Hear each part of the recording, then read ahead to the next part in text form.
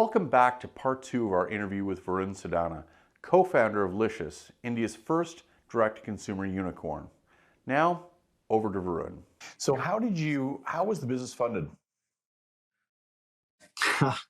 That's an interesting story as well. So back in those days, honestly, Robert, people were not looking at D2C, especially not meat, right? Meat was not a space anybody wanted to invest in, largely because they never thought this place could be organized, or in fact, I would say should be organized.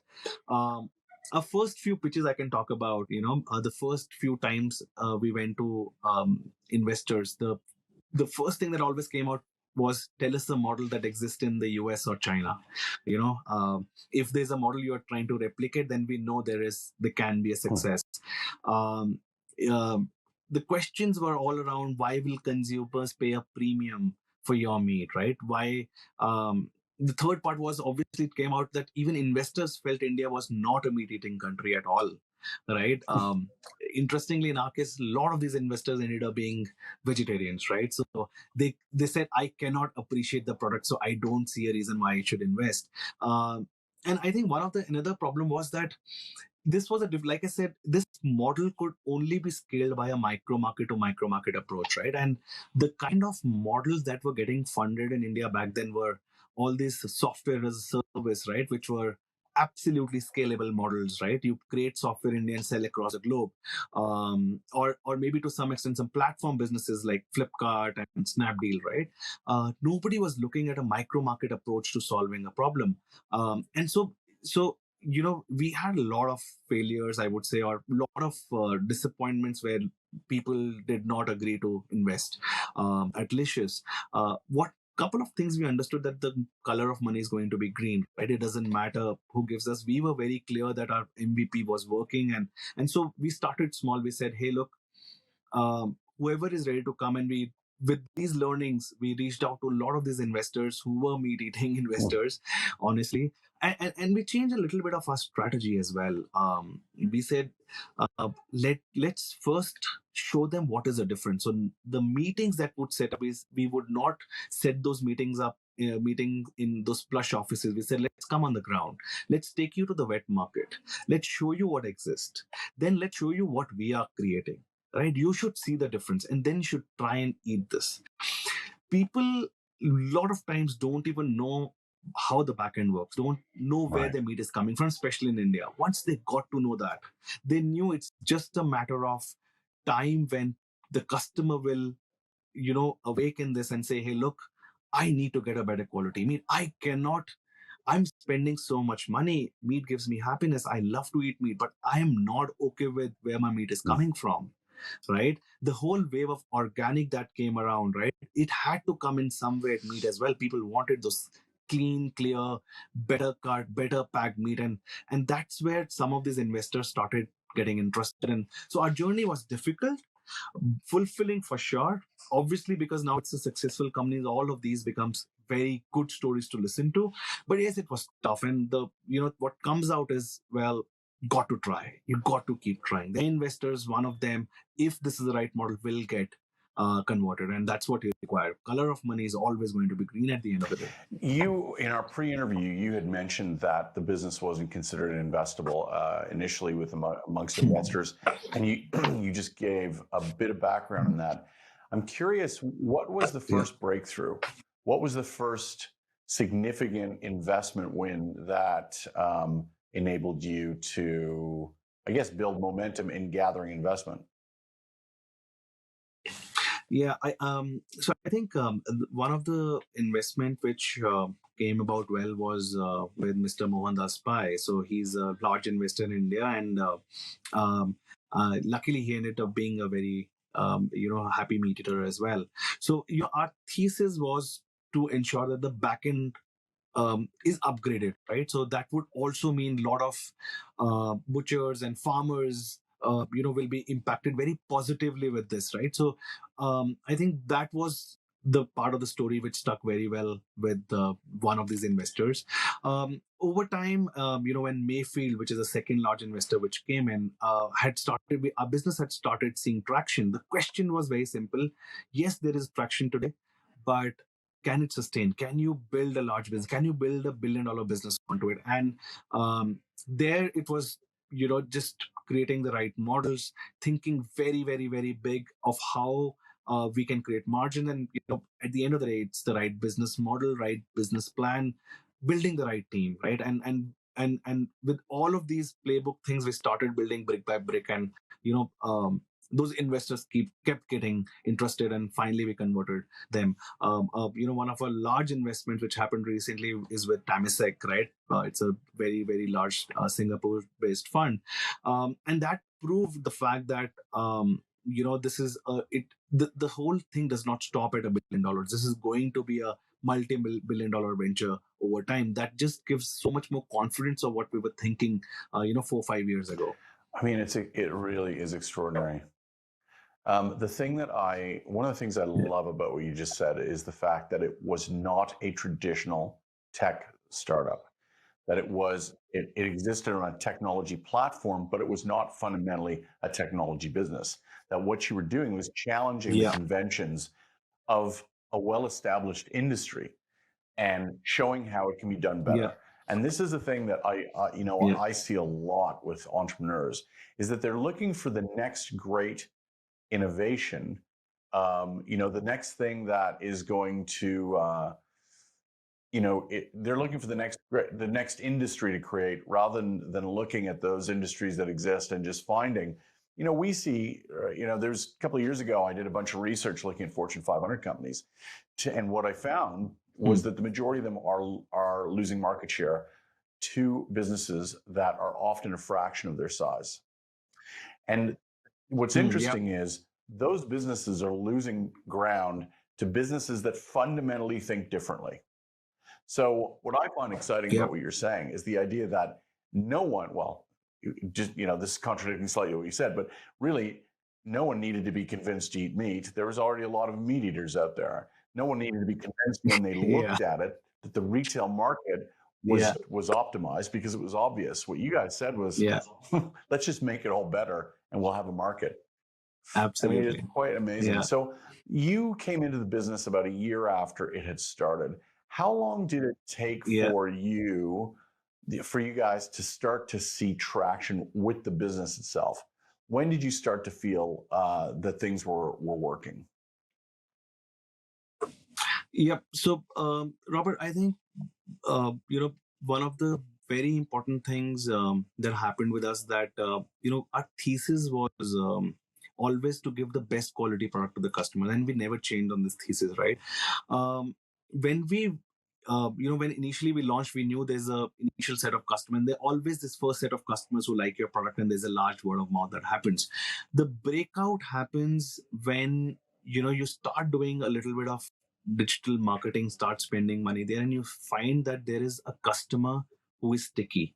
Now, this stickiness of the customer is what defines the business, right? It's what we call as repeat business, or multiple ways of looking at that repeat business. But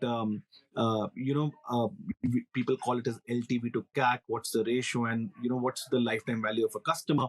So for us, I think the large breakthrough came after a year of launch, when we had 4 or 5 dark stores, and we started having a feeling that there's a lot of people who have started to inquire about the product not being available in their area. Right now, we're talking about the city of Bangalore city, and we were present in 4 to 5 micro markets, and there are around 15 or micro markets. So in the first year, after the end of the first year, when a lot of these people wanted us to deliver to their places, is when we thought that now is when we should start doing the next growth phase, right? So we worked a lot. The first year of the company was largely built on, I would say, offline marketing. And then when we started doing digital marketing and it started showing the results, we knew that the next phase of growth had come in terms of traction. If I would, in terms of number traction, I would say the first 10,000 customers are tough, but they end up being, if we know they are being sticky, then from the journey from 10,000 customer to a lakh customer, which took us almost the next 2.5 years, was a critical one, but that was the fulfilling one. Then we knew we had arrived. After the first lakh is around 100,000. So after the first 100,000 customers, we knew that there was no stopping. It was now up to us to execute it like crazy. But in this whole thesis, let me tell you, there were,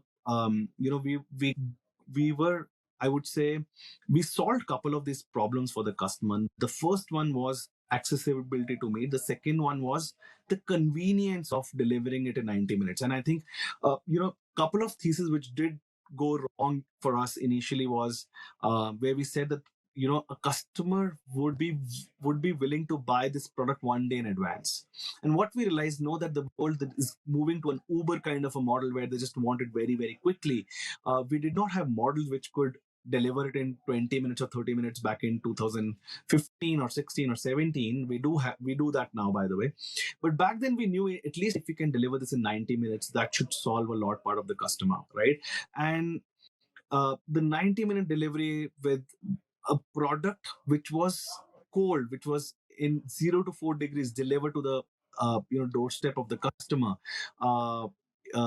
made it a very large word of mouth thing. So for us, the gaining traction piece came after for the first 10,000 customers. We had done our product market fit. We were now very clear the journey from 10,000 to the next 100,000 customers. So then we did not look back. We just ended up spending money on marketing and just getting customer, delivering and ensuring that every customer was happy. There was, we had something called as a no question asked meat, right? You cook your meat, you don't like it, just give us a call, we will send you another packet, right? So those were the things which, kind of during the growth phase ensured that we still are taking utmost care of the customer. We could do a separate interview just on the phase of growing to 10,000 and then what happened between 10,000 and 100,000. Absolutely. I think that would be an amazing discussion because, as somebody that ran a food business that was actually amazingly modeled very similarly to yours, using cluster analysis, micro-targeting, dark sites, etc. It's quite amazing that, once you gain a level of momentum, it does really start to pick up. But by that point, you've ironed out a lot of the wrinkles, and it's, to get that level of momentum going, there's about 1,000 wrinkles you've got to iron out along the way. Absolutely. I think it was Mike Tyson who said that strategy is great until you get punched in the face. Well, the moment you open your business, you start to get punched in the face. So I'm curious. Yeah. So Licious became India's first go-to-market, direct-to-consumer unicorn. But on a personal level, given where you came from, what did the success of that business mean to you beyond financial? Obviously, the rewards would have been immense, but beyond the financial, what were the rewards for you personally? I mean, we think it about all the time, and I must say it's still a long journey, which still needs to be played out. But I think a couple of things, and some of the things I mentioned in before as well. First is, I think we were, meat in India is finally coming out of the black bag, right? So honestly, it's, I know I've mentioned it a couple of times, but it's a big deal, right? It's something you love, and you kind of, black bag means you're trying to hide something. We wanted Indians to be proud meat eaters. We want to be, but it was not showing in the way we were buying meat, right? So I think the first thing for unicorn apart, but I think at some level meat is finally coming out of the black bag. The second is more on the back end, right? So like I told you, butchers are the lowest strata of our society now. Employing them, giving them the respect, right? Honestly, we don't call them butchers anymore because butchers has a negative connotation in India. We call them meat processors, right? Because we said, look, while butcher calling them, one a butcher in the Western world might be something to be proud of, but not in India, right? So people were not happy to be called a butcher. Let's change the nomenclature. In the next 10 years, can this whole nomenclature get changed across the country, right? So those are some of those things that gives us happiness, because at least in our ecosystem that has started to happen. um, these meat processor, the kids are now started going to school, because earlier these meat processors used to sit out of a shop where at the age of 15 or 16 their kids will start coming to the shop and start helping their parents into that business, and this cycle used to go on ages after ages, right? And we saying we're finally breaking those, and that was important. I think the third important thing is because companies like Licious and some of the other companies have come into the market, it is forcing both the customer on one side and the traditional shops, the traditional meat shops, the wet markets to upgrade, right? Because they know the customer is demanding a clean, much more, cleaner interfaces to buy those products. We know we were the first in the industry where we used RO water, which is the reverse osmosis water, to be used to clean the meat, right? And some of these things I've started to see in my corner Hmm. meat shops as well. So that's a big win. And lastly, I would say, on a philosophical note, I would definitely say this, that with Licious becoming a unicorn, it has given a confidence to so many of these other D2C companies, that, hey, look, what Licious struggled with at that time, where people asked, are there some other winners? Can I pick up some winners and say, hey, you can be a winner? Now there are examples like us, which which gives so much more confidence to new age founders as well as the investors. Well, now investors know there's something they missed out on. They need to invest in some other companies which are coming out in the D2C space, and these businesses can be built, and they can be built profitably, right? So lot of things are apart from financial that have come out of this. The kind of confidence, the kind of happiness. I mean, honestly, this interview wouldn't have happened if Licious wouldn't have gotten created. So imagine things small as these which give me Do you know happiness. what? Business gets such a bad rap in the media often. There's Yeah. always a certain political party that's down on business. There's people that are kind of anti-business. And the thing that amazes me is the fact that the vast majority of businesses are small businesses. And the majority of people that are employed are employed by small businesses. So listening to what you just said, like the impression that you give is an honest man coming from a good place who set out to change the way things are done. And you look back and you see the way that you laid out the things that you feel proud about, is really touching, I find. You're right. It's funny you talk about that the comment that your mother made about you don't end up a butcher.